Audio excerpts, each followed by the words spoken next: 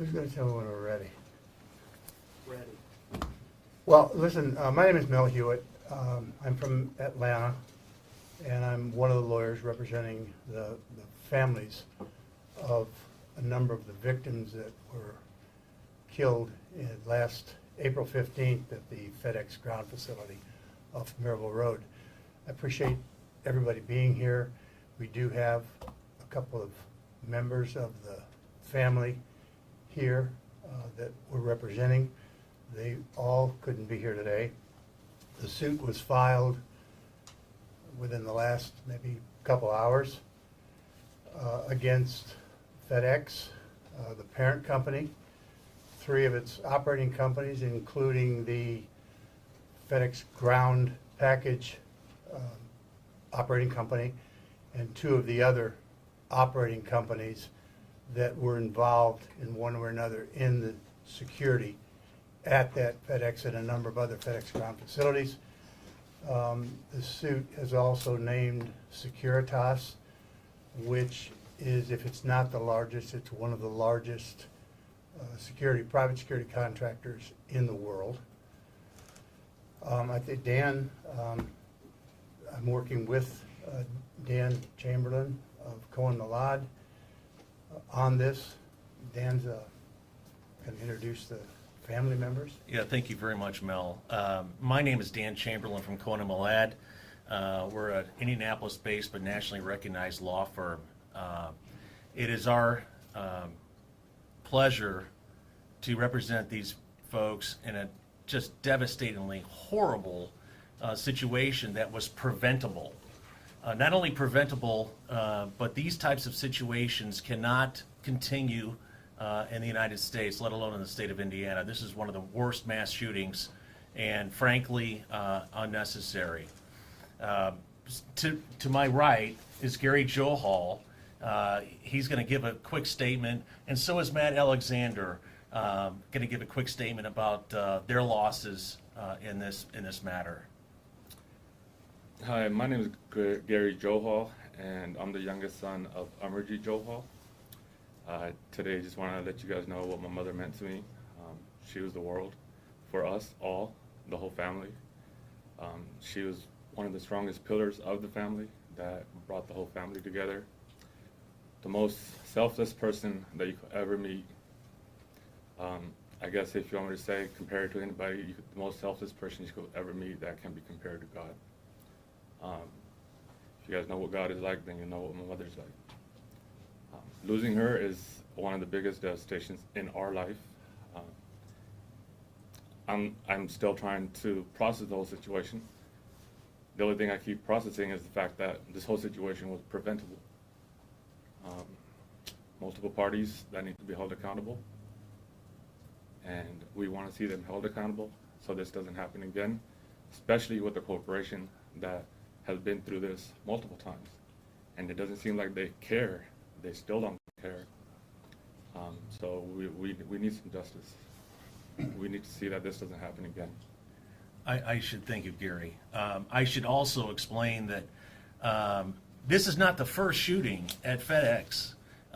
Mr. Hewitt is from Atlanta, Georgia, and Mel has prosecuted the claims against FedEx for another mass shooting. If you could just explain a little bit about what that case was all about. Fortunately, no one was killed in the Kennesaw mass shooting several years ago, and I had the privilege of representing several of the people who were shot there. That was also another FedEx ground package facility. So FedEx has been put on notice that, frankly, this is something that is preventable and, frankly, should never have ever occurred. And had they followed their own policies and procedures, this would never have occurred. Next up is Matt Alexander. His daughter was killed in the shooting. And Matt, if you could just say a little bit about what you're doing. This has been extremely traumatic for my entire family, especially for Carly's brothers and younger sister. The fact that this even took place is a detrimental blow to her friends, her family. It's an ongoing process for me to trying to comprehend, because no one should ever have to bury their child. But if something can be done to even slightly increase the procedures and the policies, and not just FedEx, but everywhere else, to let people know that this can't happen again, and as a way to prevent any other family, any other person from going through this senseless tragedy, that would be definite plus in everybody's book. Thanks, Matt. Well, I think everybody has a copy of the suit. I think we're local, so everybody understands what happened last April. It's our position. This was a preventable tragedy with 8 people killed and 5 injured. We've all got a copy of the complaint. Rather than me go through things that you don't necessarily care about, if you have any questions, Dan or I would be happy to try to answer any questions that you folks might have that you want to ask. Yeah, I had a question. What should FedEx have had in place at the time that this happened? Talk a little bit about that. Well, I don't want to go into too much of our strategy with the case, but obviously there wasn't enough in place. This is not the first FedEx incident.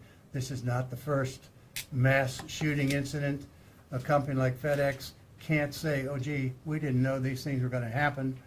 I understand some of the media that's covered this incident in the past have talked to former employees and employees that said, hey, we've told FedEx about being uncomfortable. And when I'm saying FedEx, FedEx Ground is the company where all these folks worked at. And there are a number of, as you know, FedEx entities. So not all FedEx entities are involved. But it involves the details. We haven't got all the details because law enforcement has not complied with our requests for all the records. We will be getting all the records. In fact, that's part of the complaint that we've said we would like to have explained more, but can't because we've not been given access to everything that law enforcement has.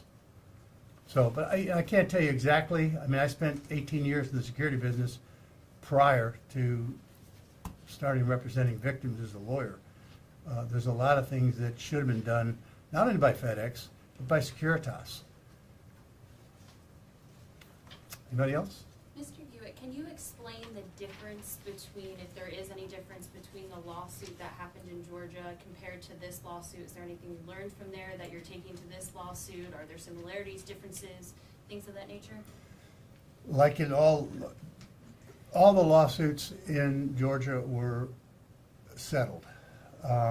Some things are subject to confidentiality that I just can't go into.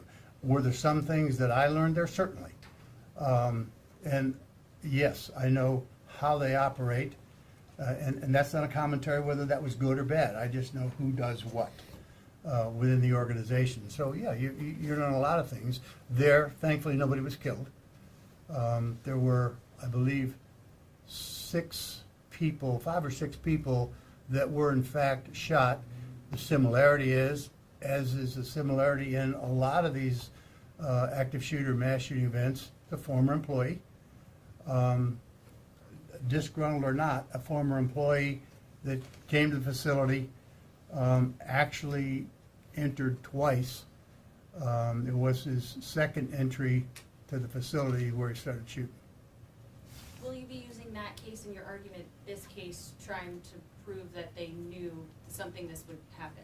Well, it's clear FedEx knew that there was a shooting at Kennesaw. So I don't think they're going to deny that. I mean, and look, that's their lawyer's job, is to defend them. My job is to prosecute the case, what we think are the facts of the case, and what the negligence involved in the different entities were. And certainly it's FedEx's job to say, oh no, it's not our fault. If we didn't believe sincerely in this case and the flaws in what happened that led to this, what we consider to be a clearly preventable tragedy, we wouldn't be here. Were all of the victims given the opportunity to join this suit? Well, I don't know. If you're asking if we chased an ambulance, the answer is no. We didn't seek out anyone. We were sought out and talked to those people. We did not go contact people that didn't contact us. Does that answer your question? To a certain degree. Okay. So, Matt, perhaps you can help enlighten us then, as fellow victims' families, if I can put it that way. You guys found each other and rallied together to try to do something about this? A separate party had reached out to me, and I had contacted Mel, and just kind of went from there. As far as the parameters and specificities of the whole incident at large, I'm not able to speak on that yet. So, Are you planning to have more names added? Are you expecting that? I mean, At this point, I think the answer is, if people want to join the lawsuit, they're invited to join with us and work together. It just makes sense. So obviously FedEx wasn't, the only party involved in this. You talk about people who knew of things before this happened, whether you're talking about the FBI, law enforcement, different parties. Could we expect additional lawsuits to come out of the work? is what you're talking about, the red flag law? It doesn't have to be necessarily the red flag law, but I don't know if there were specific individuals. There will not be a lawsuit that will be brought against the city of Indianapolis, Marion County, or the prosecutor's office. That simply will not happen. By us. We don't know what anybody else Somebody is else gonna may do it, but we are not going to do that.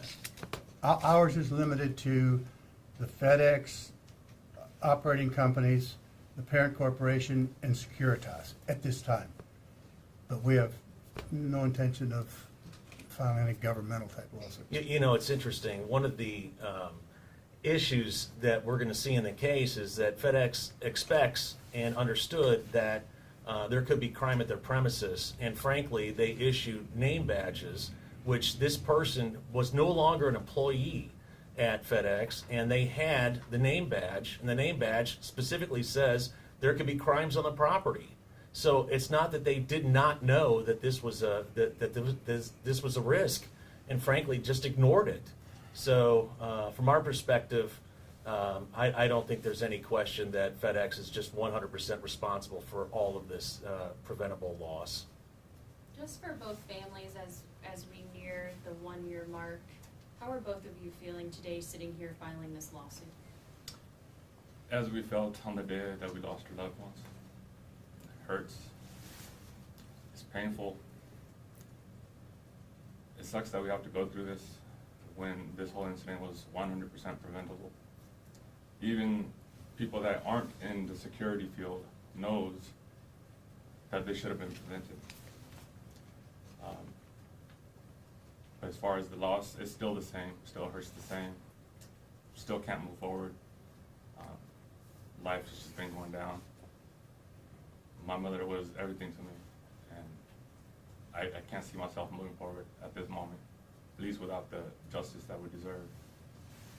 All the families that, the justice that all the families deserve. And just to follow up a little bit on what Gary said,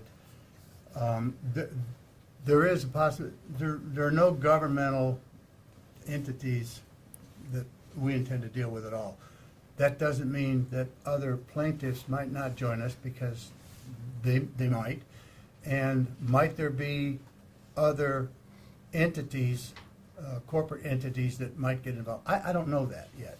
So as soon as we get into the case, as in any lawsuit, you're apt to see parties added, parties dropped, when everybody finds out more about everything that went on. Just a question for Matt or Gary or anyone else. Do you guys have any plans on just honoring your loved ones this week? Anything special for Just the family? doing the best I can to remind people of how much Carly meant to her friends and family, and how much she impacted people, because she was a kind and giving person, as I'm sure Gary's mother was. And to all the victims out there, again, this should not have happened, but there are at least 8 different lights that have gone out in this world needlessly. and that could have been prevented. So we want to make sure that that doesn't happen to anybody else. But personally, this is a never-ending struggle. This will not stop. I will always remember her on her birthday, which just passed this past February, and the anniversary date of this coming up is no easy situation to deal with either. Gary, do you feel qualified at all to speak about the impact on the Sikh community and maybe the connection you've made, unfortunately, with these other families that lost someone? And do you have any ongoing concern that there might have been a targeted hate crime here at all? We don't believe it was a targeted hate crime, because obviously there's 4 non-Sikh members that passed away that day, and 4 Sikh members that were killed that day. So, I mean, if you look at those details, if anybody is sitting there saying this was a hate crime, I'd say they'd be wrong. But to extent, he must have some kind of hate in his heart. Whether if it was targeted toward a certain group, I wouldn't say that. But obviously there was some kind of hate in his heart that made him go out there and commit this heinous crime. Like, it shouldn't have happened. You also have to understand that this is a major tragedy with 8 lives taken that could have been worse. There were 5 more people that were injured in this. So what happened is horrible, but it could have even been worse. There's other lives been affected by being shot or injured in this incident, and an entirely it's our position, entirely preventable, mitigatable incident. We know that there was a large Sikh workforce there, and that many people were related or certainly friends. Do you know how that's been impacted long term? If you had family members or friends leave the facility or go back to work there? Yes, we have. There are some friends and families that haven't been able to go back to work. Some that did end up shifting to different locations because they couldn't go back to that location as they felt unsafe because there was no security there. All their doors were wide open for anybody to walk in, as he did with his guns. So being a large corporation, you should have all your security measures covered, all your security angles covered, especially for somebody that's coming in causing a havoc and then wants to go back out to get his whatever, and you know he's causing a havoc and you still don't pay any attention to him. It just doesn't make any sense. It doesn't add up. I'm curious if you know, for the ones who transferred into different locations but are still working within FedEx, if they received any kind of note, support from the company, from managers, just anything? I think it's just like the bare minimum that they're required by law. You know, rules or regulations, whatever you want to call it, is the support that they've been providing. That's about it. Obviously, this lawsuit delves into a lot of, different elements. How long has this been in the works for all of you?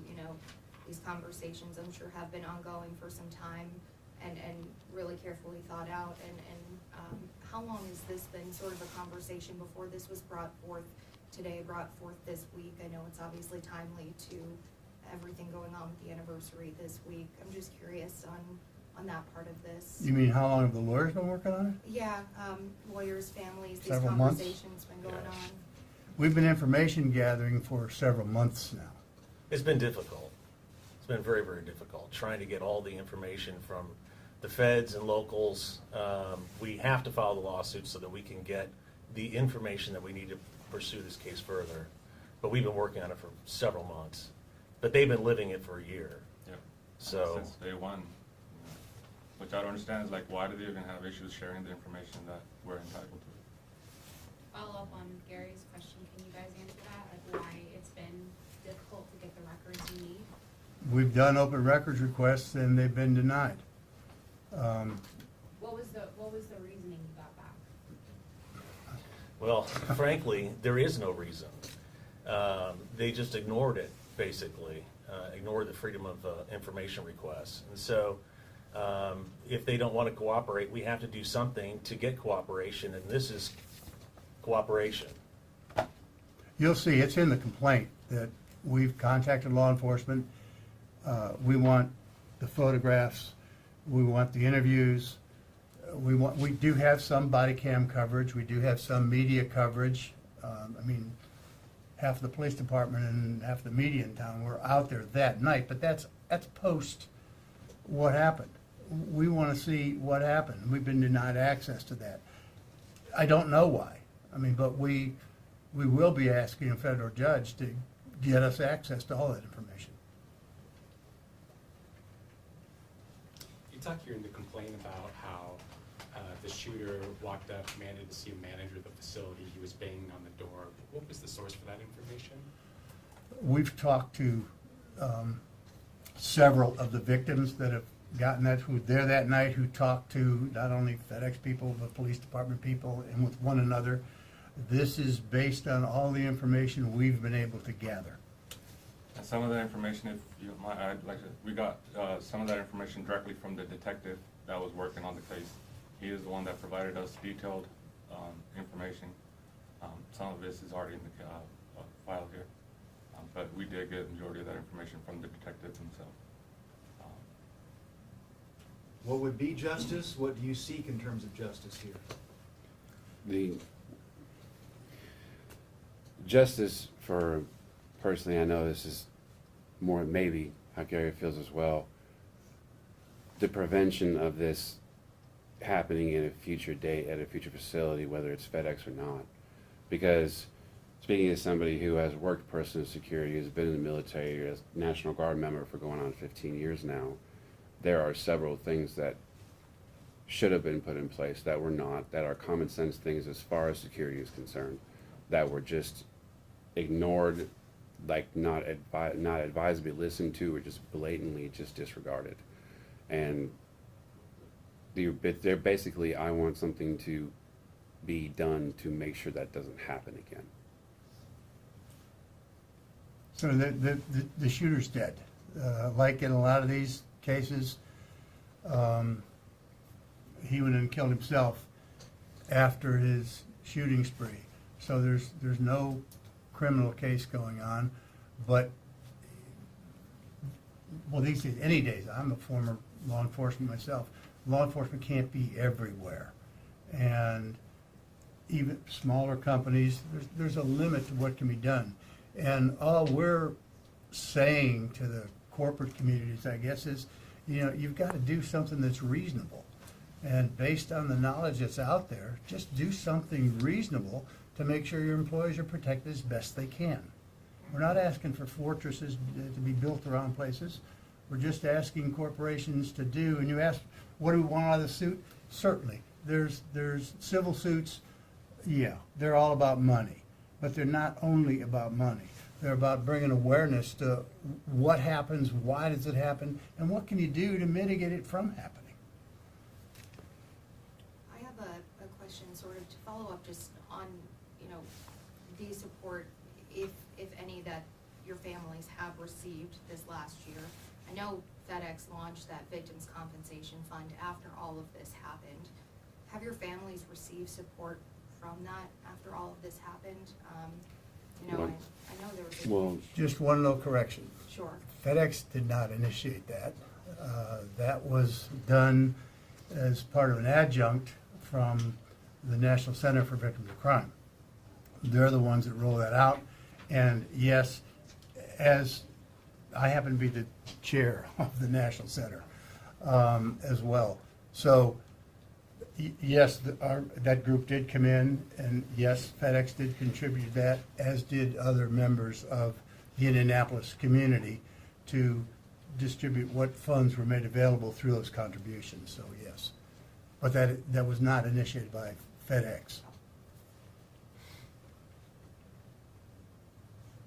Is it accurate that all of the victims you represent were killed in the parking lot and not in the building? No, No. we don't know that. Okay. But we've asked. That's part of the information we've asked. What we do know, what we think we know, is that none of the people were actually on duty. They had either just come off shift, punched out and come off shift, or were in the parking lot ready to go on shift. But none of the victims that I know, I think Gary knows that his mother was shot inside the facility. But others believe their loved one was shot outside the facility in the parking area. I know my daughter was waiting for a ride home. So she was Okay. definitely outside. I don't know if she was Okay. outside or inside or not. I know she was waiting for a ride home. I know she just got off work. We just want to say thank you for coming today. It's a tragedy. It's a 1-year anniversary of a very, very bad thing, and we do appreciate your patience and coming here and seeing us. If we can answer any questions, my cards